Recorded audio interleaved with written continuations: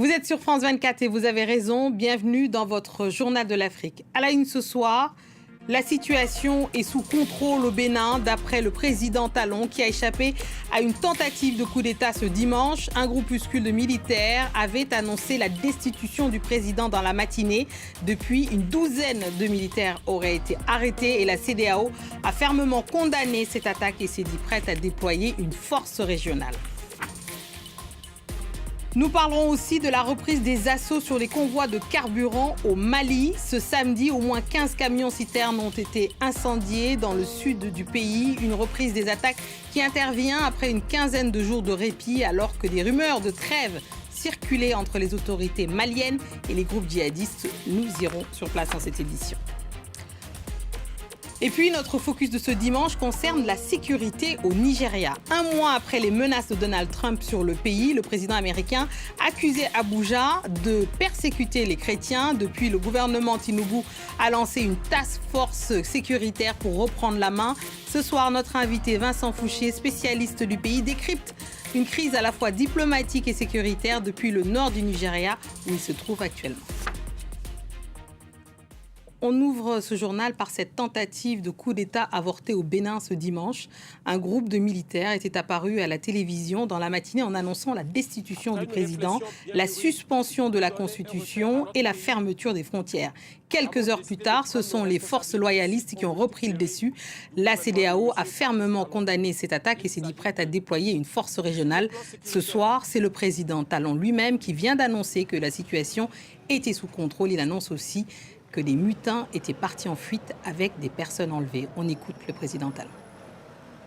Notre pays a vécu aujourd'hui des événements d'une gravité extrême. En effet, un groupuscule de soldats, sous prétexte de revendications fallacieuses, a entrepris une mutinerie à l'effet de s'attaquer aux institutions de la République et de déstabiliser notre nation en remettant ainsi en cause l'ordre démocratique. J'ai donc, en coordination avec le commandement des forces de défense et de sécurité, engagé les actions nécessaires au maintien de la paix. Enfin, je voudrais vous rassurer que la situation est totalement sous contrôle et vous inviter, par conséquent, à vaquer sereinement à vos occupations dès ce soir même. Et je vous propose à présent le retour sur le déroulé de la journée de cette tentative de coup d'État avorté avec Clémence Valère. Une journée confuse au Bénin et une prise de parole du ministre de l'Intérieur pour rassurer la population. Un groupuscule de soldats a engagé une mutinerie dans le but de déstabiliser l'État et ses institutions. Les forces armées béninoises et leur hiérarchie, fidèles à leur serment, sont restées républicaines. Un peu plus tôt, dans la matinée, un groupe de 8 militaires armés ont pris le contrôle de la télévision nationale, annonçant prendre le pouvoir, ainsi que la création d'un comité militaire pour la refondation. Parmi leurs revendications, la suspension de la Constitution de 2025, ainsi que des activités des partis politiques, la dissolution des institutions et la fermeture des frontières béninoises. Ils ont aussi accusé le président de remise en cause des libertés fondamentales.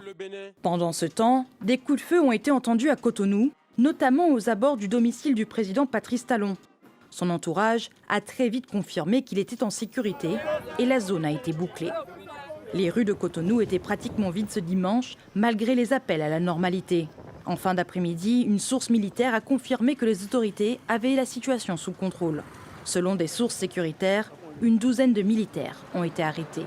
De son côté, l'Union africaine et la CEDEAO ont condamné la tentative des putschistes. La CEDEAO condamne fermement cette action inconstitutionnelle qui constitue une subversion de la volonté du peuple béninois. La CEDEAO soutiendra le gouvernement et le peuple par tous les moyens nécessaires pour défendre la Constitution et l'intégrité territoriale du Bénin. Au pouvoir depuis 2016, le président Patrice Talon s'apprêtait à passer la main. Romuald Wadani, actuel ministre des Finances, a été désigné comme son dauphin pour la prochaine élection présidentielle prévue en avril 2026. Après une brève accalmie, les assauts djihadistes contre les convois de carburant ont repris au Mali. Ce samedi, au moins 15 camions-citernes ont été incendiés près de Bungundi, dans le sud du pays, lors d'une embuscade revendiquée par le JNIM affilié à Al-Qaïda. Une reprise des attaques qui intervient après une quinzaine de jours de répit, alors que les rumeurs de trêve circulaient entre les autorités maliennes et les groupes djihadistes. On retrouve en direct Serge Daniel, notre correspondant régional. Serge, que sait-on précisément de cette opération et des circonstances de l'embuscade? Et surtout, cette attaque marque-t-elle la fin d'une trêve tacite entre Bamako et les djihadistes? Pour la première question, il faut savoir que ça s'est passé à 200 km, à moins de 200 km de la capitale malienne, dans le sud, dans une localité qui s'appelle près de Bougouni. Ça s'est passé. Il y avait un long convoi de camions-citernes escortés par l'armée malienne. D'abord, les djihadistes se sont attaqués à l'escorte de ces camions. Ils ont laissé passer une partie du camion, du convoi qui est arrivé à Bamako, mais l'autre partie n'a pas pu arriver. Donc, ils ont brûlé les camions-citernes. Ensuite, ils se sont attaqués à des chauffeurs. Au moins 2 ont perdu la vie, d'après nos informations. Camions brûlés. Et on a vu d'épaisses couches de fumée noire dans le ciel, selon les témoins. Et ensuite, les djihadistes se sont servis de ce carburant-là. Alors maintenant, c'est la fin de la trêve? Officiellement, il n'y a pas eu de trêve. Le gouvernement malien ne reconnaît pas la signature d'une trêve avec les djihadistes, mais le gouvernement malien ne dément pas non plus l'existence d'une trêve. Certains pensent effectivement qu'il y a eu signature d'une trêve avec des contreparties non connues entre les djihadistes et justement le gouvernement malien. Ce qui va être très important maintenant, c'est de voir les jours qui arrivent, les prochaines semaines, si les attaques vont continuer pour se faire une idée précise du nouveau blocus économique qui peut se dégager dans le sud du pays, blocus par les djihadistes bien sûr. Merci beaucoup Serge Daniel pour ce décryptage. Merci beaucoup. On passe à présent à notre focus de ce dimanche soir, direction Abuja. Le Nigeria fait face à une nouvelle poussée de tensions après les menaces de Donald Trump début novembre, accusant le pays de laisser commettre un génocide contre les chrétiens et les enlèvements qui se multiplient. En réponse, le pouvoir nigérien a annoncé une lancée d'une task force nationale au début décembre. Mais les défis sont immenses: djihadisme, banditisme, conflits agro-pastoraux. Vincent Fouchier, merci de nous retrouver. Vous êtes chercheur au CNRS pour faire le point sur l'évolution de la situation et les enjeux. Merci d'être avec nous. Depuis les menaces très fortes lancées par Donald Trump début novembre, comment analysez-vous la réaction des autorités nigérianes? Ont-elles su désamorcer les tensions, avec notamment cette task force dont je parlais début décembre? Est-ce que pour vous, c'est un tournant ou une réponse cosmétique à la pression de Donald Trump? Alors, les autorités nigérianes ont réagi en fait assez vite, en ouvrant au fond la possibilité de discussion sur le sujet. Au fond, ils ont dit assez habilement nous apprécions l'intérêt que manifeste le président Trump pour la situation au Nigeria, mais il se trompe. Ils se trompent d'analyse et ensemble on peut en discuter. Et de fait, il y a eu une mission de très haut niveau nigériane qui est allée à Washington. Il y a en ce moment une mission de représentants américains à Abuja. Donc les échanges sont en train de se faire. On voit aussi apparemment des vols d'avions de renseignements américains sur le Nigeria, donc qui semblent laisser penser qu'il y a une forme une volonté de coordonner des réponses, en fait, entre le Nigeria et les États-Unis. Donc, on est très loin de la volonté, des mots, le mot d'invasion qui avait été prononcé par Donald Trump au début. Au-delà des mots de Donald Trump, Vincent Fouché, est-ce qu'on peut dire que les chrétiens sont victimes de persécutions au Nigeria? Alors, dans le nord-est du pays, les mouvements djihadistes ciblent les chrétiens en tant que chrétiens. Ils publient des vidéos, d'ailleurs, mettant en avant leurs exploits. Et dans le reste du pays, en vérité, il y a des violences. Il y a des violences où des chrétiens sont tués, mais en fait, ils ne sont pas tués en tant que chrétiens. Généralement, il s'agit de conflits agro-pastoraux, souvent, et qui d'ailleurs parfois peuvent opposer des pasteurs musulmans à des agriculteurs musulmans. Mais il arrive effectivement que ça oppose des pasteurs musulmans à des agriculteurs chrétiens, et ces conflits peuvent être meurtriers, et ces conflits peuvent tuer dans les deux sens. On a aussi des pasteurs qui sont tués. Donc la situation, elle est beaucoup plus compliquée que ce que la diaspora nigériane chrétienne essaye de communiquer. Beaucoup plus complexe, comme vous le dites. On parle des enlèvements. On voit aussi que le Nigeria, le gouvernement vient de diffuser justement cette dépêche qui explique que la centaine d'enfants enlevés ont été récupérés par les forces de sécurité.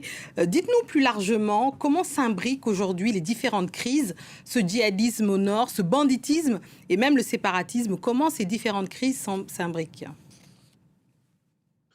Alors, on a un ancien foyer djihadiste dans le nord-est du pays, qu'on appelle généralement Boko Haram, mais en fait, il s'agit de deux mouvements différents et d'ailleurs opposés, qui s'affrontent violemment.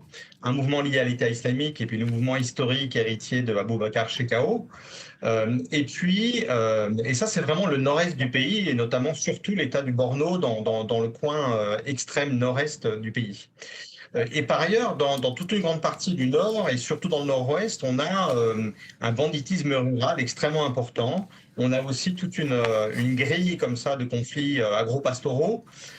Et au fond, ces deux systèmes fonctionnaient assez différemment et les imbrications sont en train de se renforcer un peu puisqu'on a des groupes djihadistes qui s'implantent maintenant dans le nord-ouest. On a un groupe qui s'appelle le groupe de Sadikou qui est lié au groupe de Shekau, enfin de feu Shekau. Et c'est d'ailleurs ce groupe qui est responsable de l'enlèvement des jeunes filles de l'école chrétienne de Sainte-Marie, au Niger State, là, dont une partie vient d'être libérée. Et puis, on a d'autres groupes comme ça. On a des relations assez compliquées entre les bandits et les djihadistes, parfois de collaboration, parfois de compétition. Parfois même, certains chefs bandits se convertissent et rallient certains groupes djihadistes. Mais tout ça est une scène extrêmement complexe et il ne faut pas tout écraser sous l'idée d'une violence entre chrétiens et musulmans. Et c'est ça que vous appelez cette fameuse guerre qui se transforme. Est-ce qu'on peut dire que les groupes armés sont en quelque sorte en train de se professionnaliser ? Alors, au nord-est, en tout cas, ce qu'on observe, notamment du côté de la faction qui est liée à l'État islamique, on observe ces dernières années une véritable montée en gamme. Alors, on la voit au plan militaire, par exemple, l'usage de drones chargés d'explosifs, l'usage de moyens de vision nocturne pour le combat nocturne. Mais en fait, peut-être que le plus important, c'est une vraie bureaucratisation, un monde de papier, au fond, pour rendre un djihad plus gouverné, plus efficace, bureaucratisé, très rationalisé, si l'on veut, qui est beaucoup plus efficace en vérité. Et alors, l'armée nigériane semble dépassée sur plusieurs fronts. Que révèle cette situation de l'état de l'appareil sécuritaire du pays ? Alors effectivement, l'armée nigériane a fort à faire. C'est le pays le plus peuplé d'Afrique. Et il y a des conflits dans beaucoup d'endroits différents, d'ailleurs y compris dans le sud-est aussi, on n'en a pas parlé. Et donc tout ça, ça met une pression importante sur l'armée qui ne s'occupe pas du tout des affaires internationales, qui s'occupe vraiment qu'il y a une force de police intérieure. Et effectivement, l'armée a fort à faire. Sans doute qu'elle est sous-taillée pour la quantité des problèmes. Mais par ailleurs, elle est aussi, les forces de défense il y a des problèmes d'emploi en vérité. Notamment récemment, le président Tinubu vient d'exiger que tous les policiers qui étaient employés dans des missions d'escorte de VIPs, parfois d'ailleurs de personnalités privées qui se payaient des escortes de police, il vient d'ordonner que tous ces policiers soient réaffectés à des missions de sécurité intérieure. Oui, alors Vincent Fouché, quel est l'impact finalement sur les populations ? Alors l'impact, il est très très considérable. Une des mesures qu'on peut avoir, c'est les déplacements de population. Il y a des millions de déplacés dans le nord du pays, et pas seulement dans le nord-est, vraiment dans tout le pays maintenant. Et puis on a des situations alimentaires extrêmement préoccupantes. L'année prochaine, on a des prévisions du système humanitaire international estime qu'il y aura 35 millions de personnes en situation de crise alimentaire sévère. C'est le chiffre le plus haut, jamais atteint au Nigeria, notamment parce que les attaques des bandits, et quand on parle de bandits, c'est pas trois bonhommes avec un fusil, on peut parler de groupes de centaines d'hommes avec des armes automatiques. Les attaques de bandits, en fait, suscitent des déplacements de population.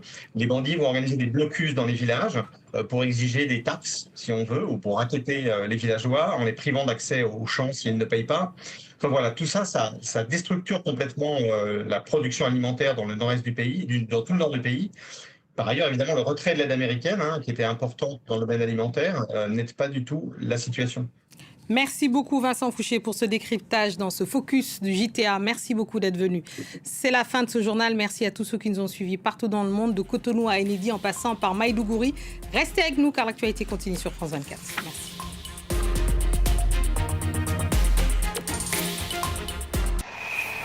Le 13 novembre 2015, Paris est meurtri par les attentats.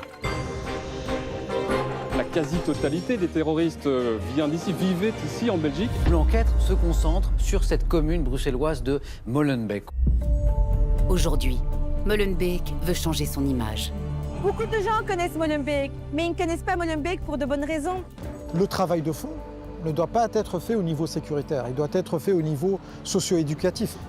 Éducation, culture. Molenbeek est déterminé à bâtir son avenir, loin des clichés. On va continuer parce que la population de Molenbeek le mérite, elle en a besoin et c'est pour elle qu'on va continuer à se battre. Billet retour à Molenbeek, un reportage à voir sur France 24.